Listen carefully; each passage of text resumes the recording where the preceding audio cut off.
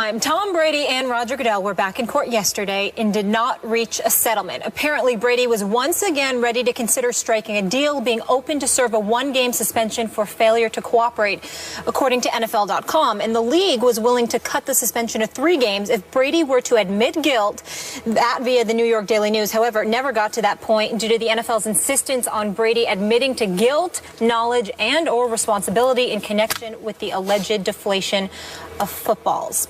Skip, Judge Berman will now rule. How will this end for Tom Brady?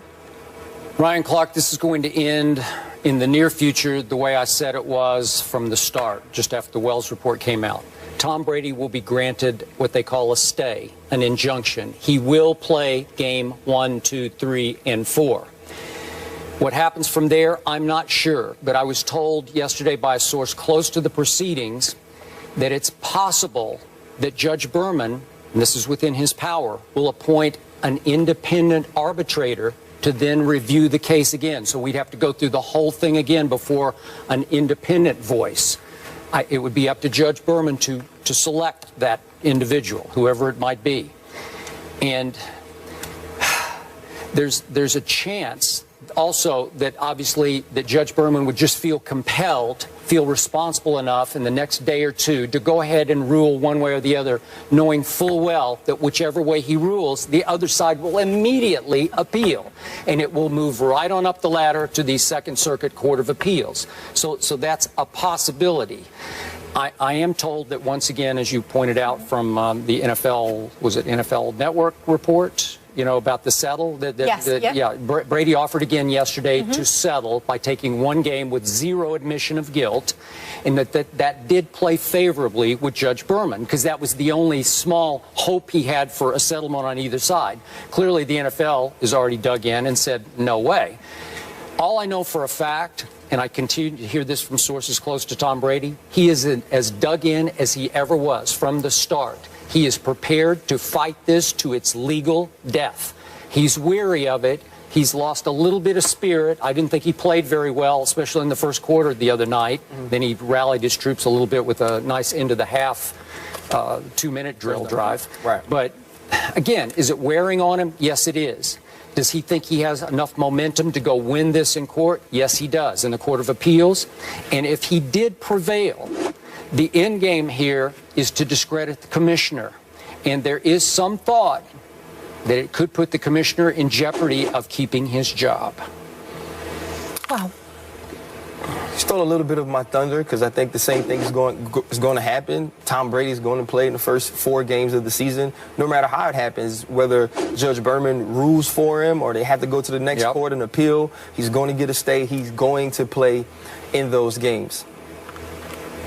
For me, the NFL has taken a black eye throughout this whole process. Really? Interesting.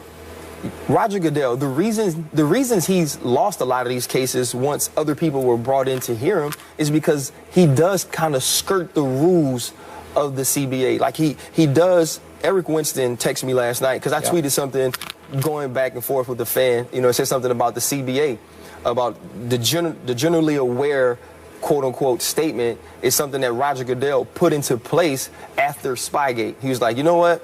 From now on, I don't have to prove it. If I think you're doing this, then it's going to be an issue with me. You're going to be able to get suspended or whatever I feel like you should be subject to. But because he's doing things like that, other arbitrators, other judges, other courts are starting to feel a certain type of way about Roger Goodell. They think that he's abusing his power, the power given, whether it be by the CBA or not, whether the players agree to it or not. They don't think he's doing things the way that benefits the league, that benefits players, that benefits coaches.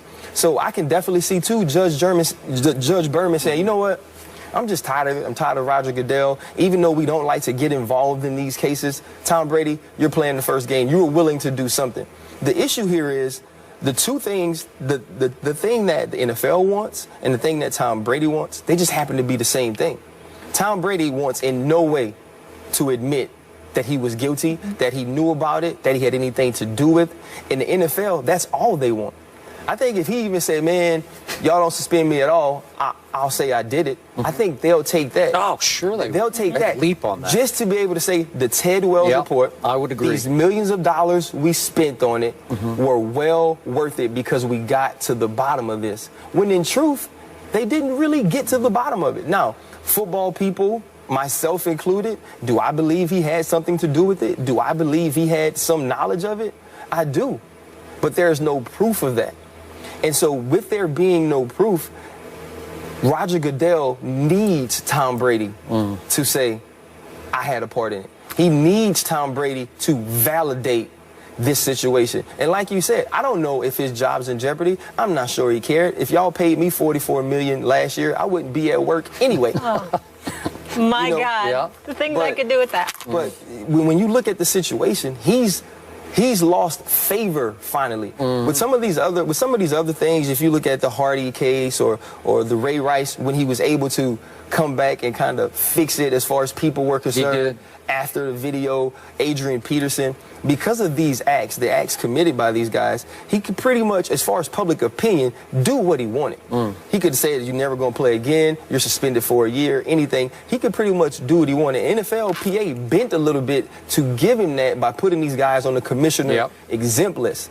But with Tom Brady, with the deflation of balls, with football people saying, you know what, it wasn't really a big deal anyway if Tom Brady admits it, I think he's losing here. So he has to stay as dug in as Tom Brady is because Roger Goodell needs a win. Okay, so after all your years of being a player rep, you have a great command of this. At the higher level of the judicial system, at what point is a judge finally going to rule, well, you guys gave it up through your last collective bargaining, and the commissioner does have absolute power, so I have to rule with absolute power? I think it has to be a court and a judge who is truly just tired of it, though. You know, because a lot of times in these judges and when people look at justice and when people think of fairness, they don't like the big dog. You know, judges and people who think fairly don't like the bully. In NFL, Roger Goodell, he's the bully. They're the bully. So I don't know if there's a judge who's gotten to the point with these situations, especially this one. You know, some of those other situations, some of those other cases where there is harm to individuals, there is human casualties in it. I think a judge is kind of like, okay, I'm gonna stay out of it. But in this one, I feel like this won't be the case where a judge says, you know what, you gave it up in the CBA, and truly they didn't give up his right to just do whatever he wants, but they did give up the right for it to appeal through him, for him to be able to hand down suspensions. But it's supposed to be mutually negotiated, and the NFLPA is supposedly supposed to have a say in these things. Yeah, I got it. You know, so... Okay, final point. Allow me to mount my soapbox on this one. Go for it. This week, I have become sick and tired of hearing people in the media, in all forms of media, say, I'm sick and tired of this Deflategate. Just go away, leave me alone, and let's get on with our football. I believe most of those people, if not all of them, are the same ones who leaped up on their soapboxes when the Wells report came out and said, he cheated and he lied about it, and they all dug in, suspend him, tarnish his reputation for good. He doesn't belong as a first ballot Hall of Famer. And now they're starting to realize Tom Brady, and they should admire this, and this is grudging on their part, he has fought back and dug in and hung in, and he has started to reverse the field here a little bit, where I think he's starting to clear his name. And it's really starting to irk people who dug in and now look like fools that they said he cheated when they now know, uh-oh, maybe he really didn't cheat. And so now they say, oh, get out of my sight. I just want my football back, because they don't want to give it up to a guy who had the guts to fight City Hall. He did. I said from the start, Roger, you're picking on the wrong guy here. He might seem like an aw shucks nice guy off the field, but that Psycho Tom on the field, you don't mess with that guy. And that's who's coming out in court is Psycho Tom. So I admire the heck out of him for fighting and fighting, because it's taken a lot of hours here to keep going back to court and distracting from football to clear his reputation. Well, I admire Roger Clemens and Rafael Palmeiro too. You know, those guys dug in. Those guys dug in. But they did it. And okay, but are you still there that he did it? You're still there. I'm still there that he was generally aware, and that he had. Really? Yeah. Oh, now I'm shocked by your. You've reverse field. I'm not changing. No, I have a reverse field on that. I did say from the beginning, Tom Brady, the player, is still a first ballot Hall of Famer. He's still the best quarterback of my era, of my time, the most accomplished. These balls and this situation doesn't take away from the player that I thought he was. Doesn't take away from the player that he is, who he will be remembered in history for. Do I admire the fact that he's fighting as an NFL PA rep? Heck yeah. It's good for all of us that he's doing that. And I hope he wins. It's not. But you still think he cheated? No question. Okay, I have huge question, because I don't think he knew anything about this, and you are caught up in what you've said many times on the show. People that cheat, when you ask them, do they cheat? No, I know. They don't say, Yeah. I think I play in the rules. They don't say that. He was blindsided by that. He had no idea what anybody was talking about. And you are a prisoner, I believe, of what you've said many times sitting in this seat on this show, which is they've been serial cheaters for years and years. I'm with you on that. But that reflects not on the quarterback, but on the head coach. No, and I totally agree. The stories don't match up. You can't say at one point, oh, I know nothing about PSI, and then say, yeah, I do like my balls at 12.5 PSI. Like, you can't have it both ways. You're talking about Brady. Tom Brady. You can't jump on both sides of the fence whenever it feels good to you, or whenever you review what you've heard or what you've said in the media and say, okay, now I need to fix that and I need to go. Tom Brady is a genius. He's a genius, and you can't make me believe when they ask him, do you cheat? He had no idea what they were talking about. But he told the story of a year ago, the Jets game, when he knew nothing. He didn't know what the rules were, and he went out for kickoff and found that the footballs were incredibly overinflated. He couldn't even grip them for a Jets game that they played poorly in, and he played poorly in. So he asked the equipment guys, go get the page out of the rule book. And from that point forward, he testified under oath. We took the page out of the rule book to the refs before the games and said, here's the standard. It's supposed to be between this and this. And Brady always said up front, I wanted mine at the lower end of regulation. Well, that's not cheating. Right. So why not say when they ask you about that, listen, I want mine at the lower end of the regulation, which is 12.5, which he eventually said.